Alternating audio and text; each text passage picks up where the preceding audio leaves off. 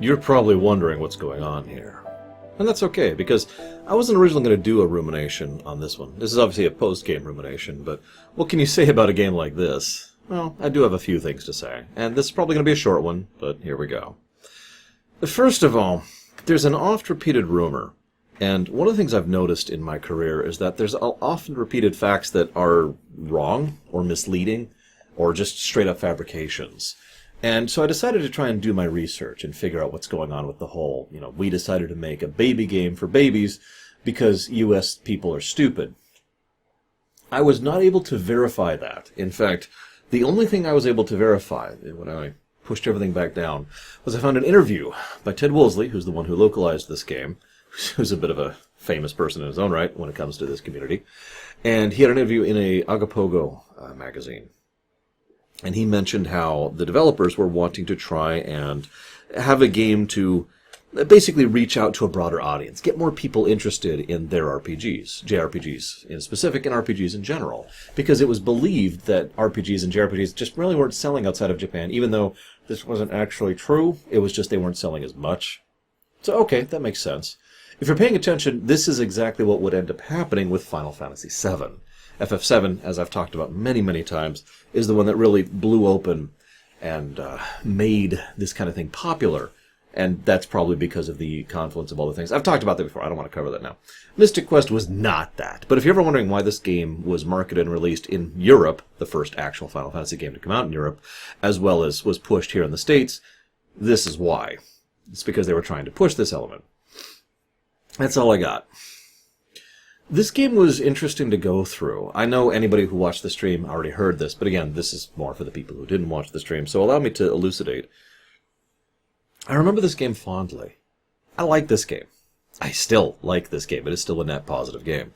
But, if you asked me, I wasn't sure why. This was one of the biggest games I wanted to review way back when we really started the review process about 3 years ago. And this was one of the top things, and I was like, God, I really want to review Final Fantasy Mystic Quest. Now, I put it off partially because I wanted to kind of refine the review process that we use, and partially because I have to let, you guys have to fund runs. I can't just decide to run something. But we finally got here, and I feel like I have a little bit of confidence in my review process at this point that I could safely review the game. And what I gamed through absolutely confirmed why it is I remember this game so fondly. It's because of the intro and the outro. The beginning of the game is silly, but relatively well designed and generally fun. A lot of decent stuff is done very quickly and efficiently, and you find yourself going through a fairly well-designed dungeon and fighting a reasonably well-designed boss in short order. There are 2 battlefields you encounter, both of which are quite lucrative early on. You switch guest party members and are introduced to that aspect twice. That is to say, you get Kaylee and then you get Tristram. And generally, the game introduces a lot of neat quality of life features, which I actually wrote down so I wouldn't forget any of them. First of all, the fact that you can save anywhere. Just immediately. This quality of saving is something that I've appreciated more and more the older I get. But this is something that's always been a big deal for me. To use a direct example, compare and contrast Final Fantasy VI on the SNES, which takes a second to save. Boop, boop, boop, boop, and done. Either at a save point or at an overworld. Now look at something like Dragon Quest VIII on either the PlayStation 2 or the 3DS. Either one is fine. Where it takes a minimum of 7 button presses after going to the church while listening to them yammer on for 10 seconds in order to save any given time you wanted to save. That kind of irritation is something that, is something that I don't like, and I feel shouldn't really be a process. The idea of saving is the kind of thing that probably should be the sort of thing that doesn't take super long, other than the actual act of saving itself, which I do know is a hardware issue. I don't want to sound too dismissive, but you see why I value a game that allows me to just go and then I'm saved and done. Less than a second in Mystic Quest's case, because you can just hit X, let's say the top button, and that immediately puts you at the save screen. Or if you hit Start, you can go to the menu screen. That's another quality of life feature. There's little shortcuts. There's also, there's the fact that we have enemy health bars in the form of how damaged they look, which seems like a minor thing, but another thing I've grown to like more and more is when I can see the health of my enemies. It's not a big deal. It's not like it's a game changer if I can't see the enemy health, but being able to see how far down a boss is, for example, is extremely useful to me. Because if I go full tilt into a boss and I look up and, the boss is at 90% health, then then I'm underleveled, or I'm using the wrong strategy, so I need to retry. If I don't see that health bar, though, and I die, well, I will assume, well, okay, I just need to try again, because I don't know how badly I'm doing. If, by contrast, I've put all myself into it and he's at 10% health, then I just need to do slightly better, right? Being able to see the health is tremendously important to me. Now, we don't literally see the health here, but there is the damaged animations they go through, which is effectively the same as a health bar.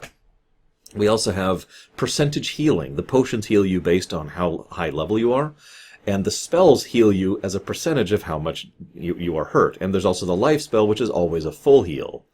There's, the DQ cheating AI, as I like to call it, because both the enemy AI and your guest AI will be able to select their actions during when their turn comes up rather than before combat, like you would have to do if you were on manual.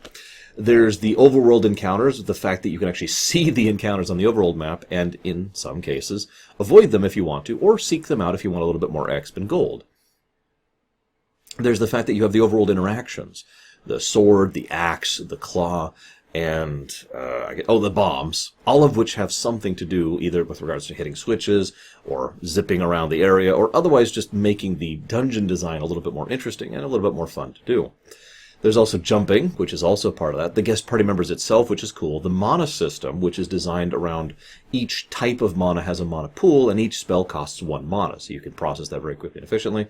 And finally, and the one most people are probably aware of, the fact that you have to have an option to just restart a battle if you die, which actually has a couple of caveats, because it restarts you at the state you were at when you started, so if you're really injured at the beginning of a fight and you restart the fight, you're still really injured, and that can lead to some bad stuff. But on the plus side, you do also have a slight reroll on some of the RNG, so that's cool. Some surprisingly good ideas and a definite improvement of several of these features, several of which JRPGs in general and the FF series in particular wouldn't actually get around to adding for years after this game. So all of that is stuff right at the intro. Then there's the outro.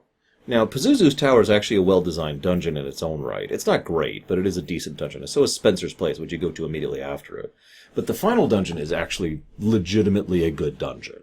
It has multiple layers, it has actual mechanics and gimmicks and puzzle features. It doesn't overwhelm you with enemy encounters, it instead focuses on trying to challenge you. There's multiple routes you can take, there's looping design where you finish and then you turn out and end the end, circular looping dungeon design where you start, finish, and then end up where you started. There we go, I can talk straight. Sorry, it's really late. It took all day to stream this game, so I'm kind of tired. Forgiveness. Mea culpa. The boss fights, the refights aren't just normal refights, they're actually redesigned fights. There's a lot of good stuff there. And of course, the music is awesome. Everyone knows the music is awesome. So all of this is why I enjoy this game. So why am I prefacing with all this? Well, then there's the crap that sucks.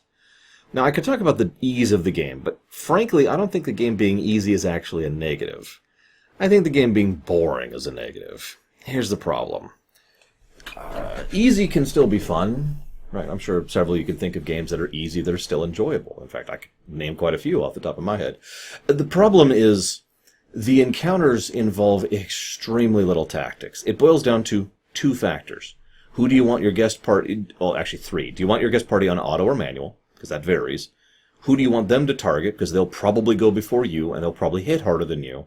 And which weapon you have equipped, or basically trying to match the vulnerability of the enemy. That's it.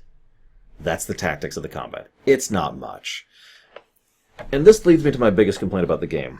It's not the ease, and it's not a grindy game, but there's a huge number of encounters in this game. And despite the fact that you can, it's physically possible to skip some encounters, a lot of the dungeons in the middle of the game, pretty much everything from the water pyramid and all of the fire area and the frickin' tree. I hate that.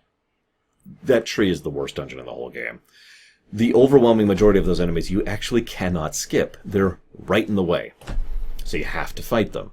And there's so many of them. And in some cases, it's ridiculous. You will literally go 4 steps and get into another encounter. And each encounter only lasts like 10 seconds. But that's exactly my point. It's boring. And that's the major flaw. I gave multiple negatives to this because it just became such an arduous chore to slog through. And it's such a shame because if you're paying attention, the intro's good and the outro's good, and then there's this in the middle. There's a couple of decent elements here, but this middle part overwhelmingly felt like I was just being worn down. The way I described it on stream is imagine you get a really nice piece of sushi, or a food you like, and then there's this giant loaf of bland, dry bread. You have to finish eating. You have to... You don't get any water. No. No, you don't get any soup or chili to dip it. You just have to eat that bread dry and have fun. And when you're done going through this loaf of bleh, then you get another piece of excellent food, of whatever food you happen to like, in my case, sushi. And that's Mystic Quest, and that's why I remember it so fondly. Why I still enjoy it. Because what I usually tend to do is fast forward during the middle sections, literally hold down tilde. Or, if I'm doing the speedrun, completely skip the entire fire section by overflowing the inventory. So, that's fun. So, those are most of my thoughts. I wanted to share one last thing, if that's okay with you. I was asked what I would do in a remake of this game. Now, let me readdress that, because I've always said a proper remake is above and beyond. But let's talk about quick and easy changes. Some of you remember the change game. I've talked about this before. It's try to make something that's bad good with the minimum number of changes. The ideal being only doing one change. I think 2 changes could turn this from a blah game into a substantially more enjoyable game. Those 2 changes are, 1, triple the amount of experience gained from enemy encounters. I know that sounds like a weird thing to do, but it's pretty much mandatory because of point 2. Remove the overwhelming majority of mandatory encounters. Either literally delete them or move them to a place where you can avoid them. Thus, as you're going through the game, you have about 1/3 of the total encounters you had, and you are still gaining the same overall experience that you were gaining if you were playing normally. I think those 2 changes would improve this game drastically. Because that way, the boring middle slog section would be substantially shorter, and would also wear on you a lot less, because you're having, instead of this giant loaf of bread, it's the same boring dry bread, but it's this big instead, and that's a little bit more palatable, right? The proper remake. Also, I posit to you the question, what would you do with a proper remake, and what would you do to, the change game? How would you change that? I don't think I could change the game and still make it better with only one change. I couldn't come up with that. Because you need both changes, because there's a lot of really bad RNG in this game. Oh my god, the RNG is through the roof. How many times, any of you played this game, how many times have you fought the Medusa women? And they've just killed you in one round before you can even move. Yeah, anyways. Proper remake. Some ideas. I actually wrote them down. First of all, and this is the most obvious, let's actually add a story. I enjoy the tone of this story. It's not comedic, but it's lighthearted. I've talked about this before. Sometimes it's not telling jokes. It's not a comedy. But it has a lighthearted tone, like a Paper Mario, where it's just kind of, there's an air of levity throughout the whole thing, which I do enjoy. But how about adding a real story? Let's actually add some depth to this. We could do some things with the Dark King. We could make it so that he is actually trapped in there. He specifically started this prophecy so that there would be at least one person who would try to fulfill it. And in so doing, that would break the seal, enemy breaks out. I mean, that's really cliched and basic, but it's something. We can make it so the Dark King himself is actually cursed, and the actual enemies are the eyes we see at the very end. And those are the things that are actually keeping him held. And when you fight the final boss, you have the option to kill him or them. If you kill him, you get the bad ending. You kill them, you get the good ending, because you release him from his curse and he's allowed to pass on. These are just random ideas that I came up with right off the top of my head. Add some story. Next thing I would do is I would add a side quest, 1 for each guest member, maybe 2 for Phoebe. Just have something to flesh them out as characters, something that has to do with them and their personality, their perspective. Just the Mass Effect 2 thing, right? Go have a loyalty quest for each of them. Completely optional, but you can do it. Next thing, obviously, less encounters. Duh. Next thing, reduce the amount of RNG in the game, because it really is absolutely stupid. And while we're at it, can we just completely eject the artificial difficulty of status effects? Because that's one of the biggest banes of this game, like I mentioned earlier with the double petrify problem. So get rid of that. Remember, this is supposed to be an entry-level game. This is supposed to get people, this is their first taste of this kind of thing. This is not supposed to be some big, complex thing. So we do still need to keep this thing relatively simple, which I am fine with, it's worth noting. So why don't we go ahead and add more focus on Zelda-style dungeons. Now, there's one dungeon in this game. I'm curious if you even remember it. It's the Falls. I actually wrote down its name. Hang on, let me pull up the review here, because I have it right here. Falls Basin. Falls Basin. Falls Basin is a legitimately interesting dungeon. It's one screen, but it's got these movable pillars, right? The final boss is a crab. There's these movable pillars. You move up, you move the pillar around, that enables you to jump to new areas. You then fight an enemy, which gives you another pillar, which you can use to jump to new areas. You can reposition both pillars. There's like 3 or 4 different solutions for this area, depending on which route you want to take and how you want to position the pillars. And there's not many enemies, and most of the focus is on the puzzle design. It's actually a good dungeon. It's just really short. Do more of that. Zelda it up when it comes to the dungeon design, and make that the focus. I mentioned the Deku Tree, which can go to hell. It got a negative by itself. But another example of bad dungeon design in this game is the volcano. Because you know what the volcano dungeon design is? Enemies, enemies, enemies, enemies, enemies, enemies, enemies. That's the volcano. That's its gimmick. Yeah, sure, there's lava, but you can't fall into it and it doesn't affect anything. It's purely cosmetic. The only gimmick of the volcano is just wave after wave of enemies. Lots of them. And almost all of them are unskippable. Not all of them, but a lot of them. So focus on that aspect. Let's also add actual boss design here. We were talking about the FF series and how the FF series kind of dips in and out of boss design when it comes to its games. I love FF6, but it doesn't really have particularly stellar boss design. FF5, that has really good boss design. Focus on that kind of thing. Each boss having its own gimmicks, its own weaknesses, its own structure, right? Pull something from FF14 if you have to. You get the idea. Pull actual gimmicks into the fights and make the bosses something other than a stat stick. The next thing I would probably do is we could have remixed music, of course, but leave a toggle for us to play the original soundtrack, because the music in this game is just awesome. Also, I would probably have another toggle which allows you to override the combat music with just whatever the dungeon music is at any given point in time. Because, frankly, that should be a toggle in a game like this, where the dungeon music tends to rock. Especially in Pazuzu's Tower and the final dungeon. Final idea. Weapon talents. Probably something kind of like Oblivion. I prefer mutators than to straight stats. You know, doing 5% more damage with axes isn't interesting. Having a thing where if you hit someone with an axe, they are shuffled to the left and hit the enemy immediately to their left, doing a little bit of additional damage or possibly stunning them for a round, that's interesting. That's the kind of thing I'm talking about. Maybe make a thing where you can add a variable to your bomb, so that when you throw a bomb at the enemy, it will have a recurrent effect on your guest party member. And the guest party member, it'll basically get rid of almost any of their stat effects. It won't get rid of death, obviously. It won't get rid of petrify, but it'll break them out of paralysis. It'll shock the poison out of them. It'll wake them up if they're sleeping. And it'll cure them if they're blind, right?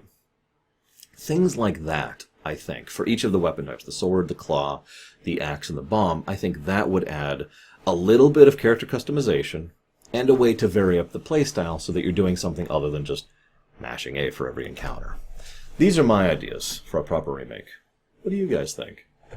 I know this is a short one, but I did actually enjoy this game. Go ahead, tar and feather for me. Tar and feather me if you want to. I understand completely. But I do hope you've enjoyed. I'll see you next time.